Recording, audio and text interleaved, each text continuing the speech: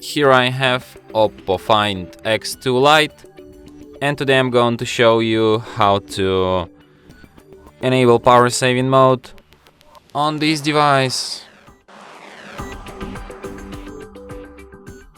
So firstly you should go to the upper bar, and here you can find the button power saving mode.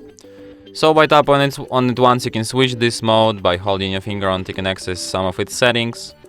For example, you can set it to turn off automatically when device is charged to 19%, and you can set it to turn on at a specific battery level.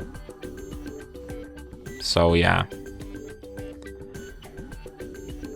You can also access some advanced settings, and you can optimize battery use. Okay. So it's not actually about battery saving, it's just about battery. So yeah, and that's it. Thanks for watching.